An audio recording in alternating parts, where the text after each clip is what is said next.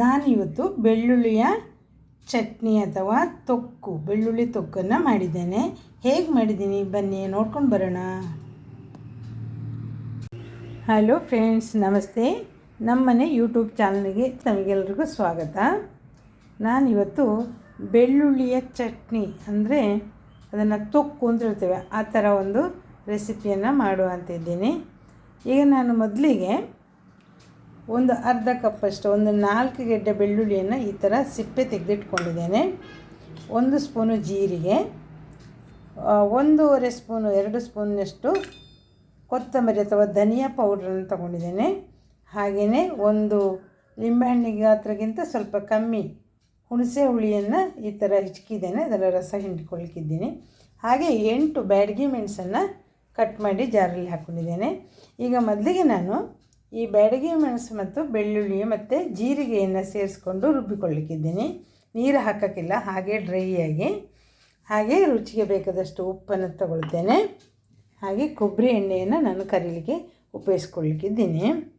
ಈಗ ಮೊದಲಿಗೆ ನಾನು ಮೆಣಸನ್ನು ಜಾರಿಗೆ ಹಾಕ್ಕೊಂಡು ಡ್ರೈಯಾಗಿ ಪುಡಿ ಮಾಡಿಕೊಳ್ತೇನೆ. ನೋಡಿ, ಈ ಹದಕ್ಕೆ ರುಬ್ಬಿದ್ದೇನೆ.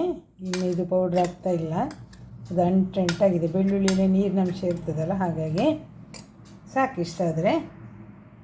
ಹಾಗೆ ಸ್ವಲ್ಪ ಬೆಲ್ಲವನ್ನು ನಾನು ತಗೊಂಡಿದ್ದೇನೆ, ಬೆಲ್ಲದ ಪೌಡ್ರ್ ತಗೊಂಡಿದ್ದೇನೆ. ಈಗ ಸ್ಟವ್ ಮೇಲೆ ಒಂದು ಬಾಣಲೆಯನ್ನು ಇಟ್ಕೊಂಡಿದ್ದೇನೆ. ಅದಕ್ಕೆ ಒಂದು 5 ಸ್ಪೂನಷ್ಟು ಎಣ್ಣೆಯನ್ನು ಹಾಕ್ಕೊಳ್ತಾ ಇದ್ದೇನೆ. ಸ್ವಲ್ಪ ಎಣ್ಣೆ ಜಾಸ್ತಿ ಬೇಕು ಇದಕ್ಕೆ. ಸುಮಾರು 50ರಿಂದ 70 ಗ್ರಾಮಷ್ಟು ಎಣ್ಣೆಯನ್ನು ಹಾಕ್ಕೊಂಡಿದ್ದೇನೆ. ಜಾಸ್ತಿ ಆದರೂ ಹಾಕ್ಕೊಳ್ಬೋದು, ಯಾವ ಎಣ್ಣೆ ಆದರೂ ನೀವು ಮನೆಯಲ್ಲಿ ಅಡುಗೆಗೆ ಯೂಸ್ ಮಾಡುವಂಥ ಯಾವ ಎಣ್ಣೆಯನ್ನಾದರೂ ಹಾಕ್ಕೊಳ್ಬೋದು. ಎಣ್ಣೆ ಬಿಸಿ ಆಗ್ತಾ ಇದೆ. ಈಗ 1 ಸ್ಪೂನು ಸಾಸಿವೆಯನ್ನು ಹಾಕ್ತೇನೆ. ಕರಿಬೇವಿನ ಎಲೆಯನ್ನು ಹಾಕ್ಕೊಳ್ತಾ ಇದ್ದೇನೆ. ಈಗ ಮಿಕ್ಸ್ ಜಾರಿಗೆ ಹಾಕ್ಕೊಂಡಂಥ ಬೆಳ್ಳುಳ್ಳಿ ಮತ್ತು ಮೆಣಸಿನ ಮಿಶ್ರಣವನ್ನು ಈ ಒಗ್ಗರಣೆಗೆ ಸೇರಿಸ್ಕೊಳ್ತೇನೆ. ನೋಡಿ, ಎಲ್ಲವನ್ನೀಗ ಎಣ್ಣೆಗೆ ಹಾಕ್ಕೊಂಡಿದ್ದೇನೆ. ಚೆನ್ನಾಗಿ ಎಣ್ಣೆಯಲ್ಲಿ ಕೈ ಬಿಡದೆ ಇದನ್ನು ಮೀಡಿಯಮ್ ಉರಿಯಲ್ಲಿ ಇಟ್ಕೊಂಡು ಚೆನ್ನಾಗಿ ಮಿಕ್ಸ್ ಮಾಡುವ. ಇದಕ್ಕೀಗ ನಾನು ರುಚಿಗೆ ತಕ್ಕಷ್ಟು ಉಪ್ಪನ್ನು ಹಾಕ್ಕೊಳ್ತೇನೆ. ಉಪ್ಪು ಸೇರಿಸ್ಕೊಂಡಿದ್ದೇನೆ. ಇದಕ್ಕೆ ಶುಂಠಿ ಇದ್ದರೆ ಸ್ವಲ್ಪ ಶುಂಠಿಯನ್ನು ಸೇರಿಸ್ಕೊಳ್ಬೋದು. ನನ್ನ ಹತ್ರ ಇರಲಿಲ್ಲ, ಹಾಗೆ ಸೇರಿಸಲಿಲ್ಲ. ರುಚಿಗೆ ಒಳ್ಳೆಯದು. ಇದೀಗ ಬೆಳ್ಳುಳ್ಳಿ ಹಸಿ ವಾಸನೆ ಹೋಗುವಷ್ಟು ಹೊತ್ತು ಇದನ್ನು ಚೆನ್ನಾಗಿ ಇದೇ ಎಣ್ಣೆಯಲ್ಲಿ ಫ್ರೈ ಮಾಡ್ತಾ ಇರಬೇಕು.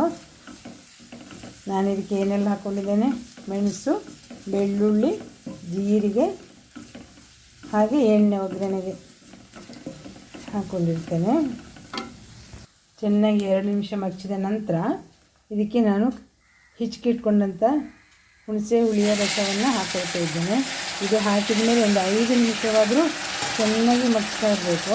ಅದು ನೀರು ಹಾಕಿದೆ ಅಂಥದ್ದಾಗುತ್ತೆ, ಆ ನೀರಿನ ಅಂಶ ಆರಬೇಕು ಅದರಲ್ಲಿ ಸಾಧ್ಯದಷ್ಟು.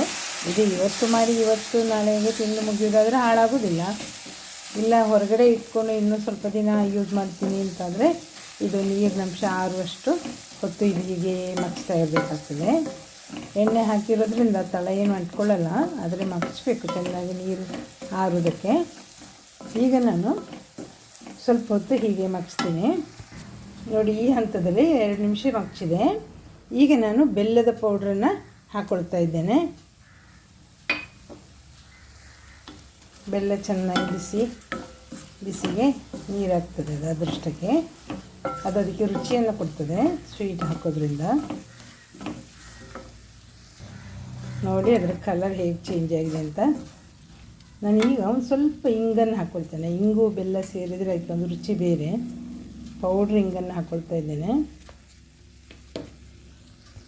ನೋಡಿ, ಈಗ ಸಣ್ಣ ಉರಿಯಲ್ಲೇ ಇಟ್ಕೊಂಡು ಚೆನ್ನಾಗಿ ಮಗ್ಚಿದ್ದೇನೆ. ಈಗ ಇದರ ಸೈಡಿಂದೆಲ್ಲ ಎಣ್ಣೆ ನೋಡಿ ಬಿಟ್ಕೊಳ್ತಾ ಇದೆ.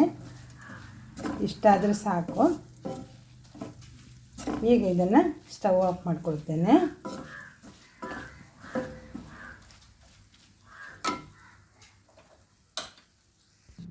ಈಗ ನಾನು ಬೆಳ್ಳುಳ್ಳಿಯ ತೊಕ್ಕು ಅಥವಾ ಬೆಳ್ಳುಳ್ಳಿ ಚಟ್ನಿಯನ್ನು ಸರ್ವಿಂಗ್ ಬೌಲಿಗೆ ಹಾಕ್ಕೊಂಡಿದ್ದೇನೆ. ತುಂಬ ರುಚಿಯಾಗಿಯೂ ಬಂದಿದೆ. ನಾನು ಮಾಡಿದ ಈ ರೆಸಿಪಿ ನಿಮಗೆ ಇಷ್ಟ ಆಯಿತು ಅಂದರೆ ನನ್ನ ಈ ರೆಸಿಪಿಗೆ ಒಂದು ಲೈಕ್ ಕೊಡಿ, ಹಾಗೆ ನಿಮ್ಮ ಇಷ್ಟದವರಿಗೆ ಶೇರ್ ಮಾಡಿ. ಹಾಗೆ ನಮ್ಮನೆ ಯೂಟ್ಯೂಬ್ ಚಾನಲನ್ನು ತಾವೆಲ್ಲರೂ ಸಬ್ಸ್ಕ್ರೈಬ್ ಮಾಡ್ಕೊಳ್ಳಿ ಅಂತ ಹೇಳ್ತಾ, ಹಾಗೆ ನನ್ನನ್ನು ಬೆಂಬಲಿಸಿ ಅಂತ ಹೇಳ್ತಾ, thank you watching for my videos.